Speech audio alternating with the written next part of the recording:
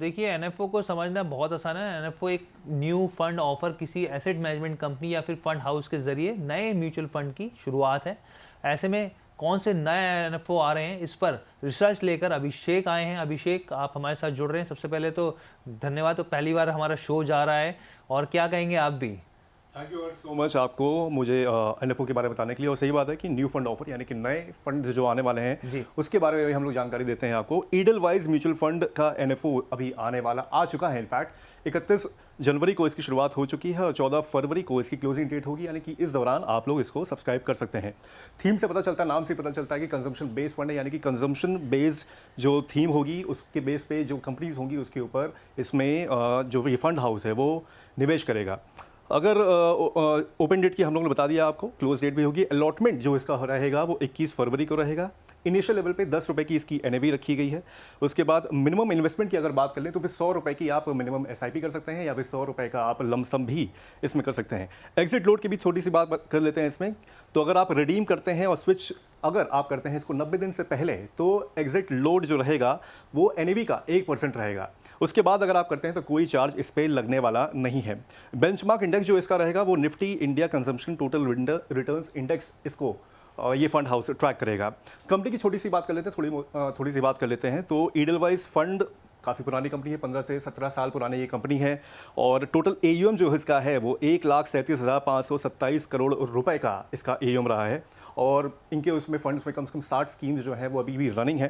तो मोस्टली इनका जो फोकस रहता है वो लॉन्ग टर्म कैपिटल ग्रोथ के ऊपर रहता है। और सीईओ इनकी राधिका गुप्ता हैं जो कि काफ़ी वोकल रही हैं लॉन्ग टर्म इन्वेस्टमेंट को लेके।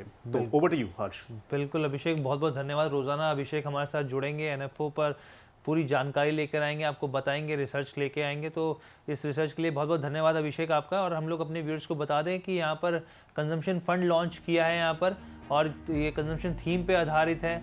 न्यूनतम निवेश 100 रुपये के आसपास आप कर सकते हैं यहाँ पर। सचिन जी, मेरा सवाल यहाँ पर आपसे ये है कि जो एनएफओ को लेकर यहाँ पर चीज़ें निकल कर आई हैं, आपकी क्या सलाह रहेगी? और खासकर सरकार तो जब बजट पेश किया तो कंजम्पशन थीम निकल कर आई, जिस तरीके से 12 लाख तक की टैक्स आय को फ्री किया गया, यहाँ पर टैक्स जो आय थी उसको टैक्स फ्री किया गया। तो उसके हिसाब से आपका क्या मानना है यहाँ पर कि एनएफओ में निवेश करना चाहिए इसमें या नहीं?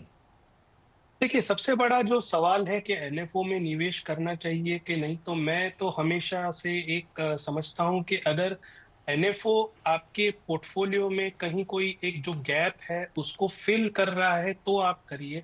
नहीं तो क्या है कि आपको मार्केट में काफी सारे ओपन एंडेड डाइवर्सिफाइड फंड्स हैं जो आपकी रिक्वायरमेंट को पूरी कर देते हैं। अगर आप किसी सेक्टर के एनएफओ में जाना चाहते हैं तो उसमें आपको डबल थोड़ा ध्यान रखना चाहिए, क्योंकि सेक्टोरल जो फंड्स होते हैं उसका इन्वेस्टमेंट साइकिल फॉलो करना बहुत जरूरी है। तो उसके वजह से अगर आप कभी भी कोई ऐसा डिसीजन ले रहे हैं एनएफओ में इन्वेस्ट करना, तो उसके लिए उसका रिव्यू पीरियड भी जो रेगुलर रिव्यू पीरियड है उससे कम होना चाहिए। तो आपको उसको कंटिन्यूअसली मॉनिटर करना पड़ेगा। अभी हम अगर ये फंड की बात करें, तो आप जैसे कह रहे हैं कि गवर्नमेंट ने जो ये टैक्स डिडक्शन किया है कि भाई 12 लाख तक इनकम आय जो है वो टैक्स नहीं होगी, उसका मेन रीजन था कि हमारी कंट्री में पिछले कुछ क्वार्टर से ग्रोथ स्लो डाउन हो रही थी, क्योंकि कंजम्पशन पिकअप नहीं हो रहा था, क्योंकि महंगाई थोड़ी बढ़ रही थी, लोगों के हाथों में पैसा नहीं बच रहा था। तो कहीं पे कहीं गवर्नमेंट तक ये बात पहुंची और उन्होंने कंजम्पशन को पिकअप होने के लिए ये आपको छूट दी है। और इनकम टैक्स एक तो डिडक्शन हो गया, प्लस एक आपको रेट कट मिल गया आरबीआई की मीट में। तो ये सारा की सारा जो एक स्टेप लिया जा रहा है वो उसी डायरेक्शन में लिया है कि हमारा जो कंट्री का जो बिगेस्ट एडवांटेज है, जिसको डेमोग्राफिक डिविडेंड बोलते हैं, कि हमारी देश की जो पॉपुलेशन है वो हमारी कंपनीज को काफी बिजनेस दे सकती है। तो वो कंजम्पशन बढ़ाने के लिए उन्होंने इंटरेस्ट रेट कट भी दिया है सीआरआर में, और उन्होंने ये टैक्स डिडक्शन भी दिया है।